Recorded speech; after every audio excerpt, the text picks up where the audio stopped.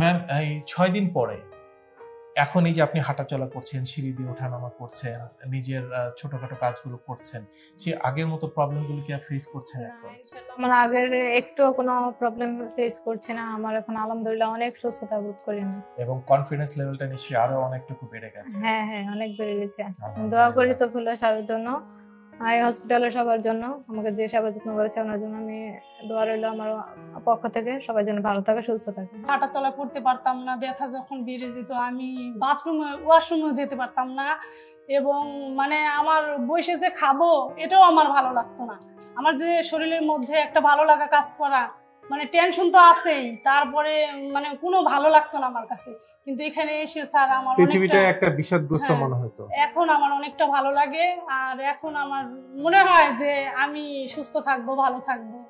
অনেক ব্যথা ছিল, তো এখানে ট্রিটমেন্ট নেওয়ার পরে আলহামদুলিল্লাহ এখন আগের থেকে অনেক সুস্থ। আচ্ছা, অনেক সুস্থ আছি, কোনো ব্যথা বেদনা এখন নাই। মানে আপনি আমাদের এই ডিপিআরসি যে কনজারভেটিভ মানে অপারেশন ছাড়া চিকিৎসারে আমরা কনজারভেটিভ বলি, এই চিকিৎসা আপনি বর্তমানে হ্যাপি?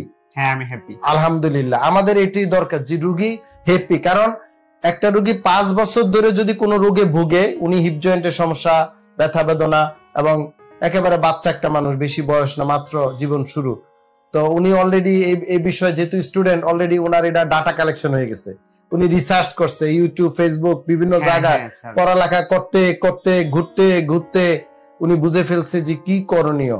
আমি প্রায় এখানে সপ্তাহ 10 দিনের মতন আছি, আজকাল আমাদের চলে যাব, কিন্তু আলহামদুলিল্লাহ আগের তুলনায় আমি একেবারে হাঁটতে পারতাম না, আমি সিঁড়ি বাইতে পারতাম না, একটু নিচ থেকে উপরে উঠতে পারতাম না, ভালো করে শুইতে পারতাম না, টয়লেটে বসতে পারতাম না, অনেক ব্যথা। এখানে আসার পর থেকে আমি যেমন হাঁটতে পারতাম না ভালো করে, তো এখানে আসার পর থেকে এখন আল্লাহর রহমতে মা বাপের দোয়ায় এখন হাঁটতে পারি ভালো করে, আলহামদুলিল্লাহ।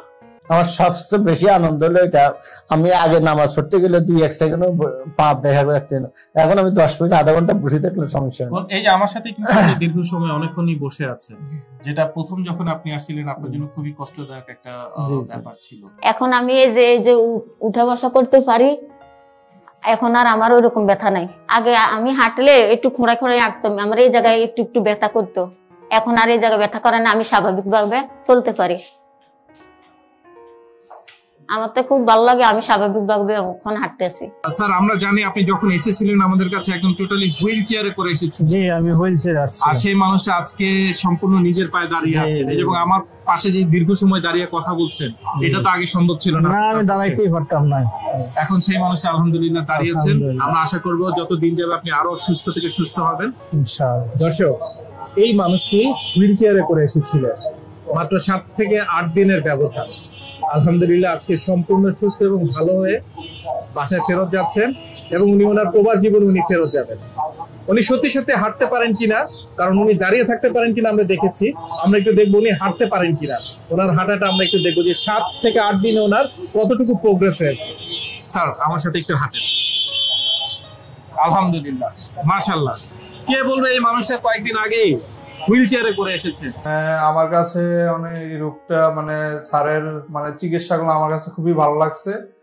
আর এটা হচ্ছে মানে প্রাকৃতিক চিকিৎসা আর কি, মানে ওষুধবিহীন চিকিৎসা, রিহ্যাব ফিজিওথেরাপি, যেটা মানে একটা সুস্থ মানুষও নিতে পারে, তার জন্য অনেকটাই উপকারী। সেক্ষেত্রে আমি বলবো রিহ্যাব ফিজিওথেরাপি মানে নেওয়ার জন্য আপনারা অবশ্যই ডিপিআরসি হসপিটাল শ্যামলীতে আসতে পারেন।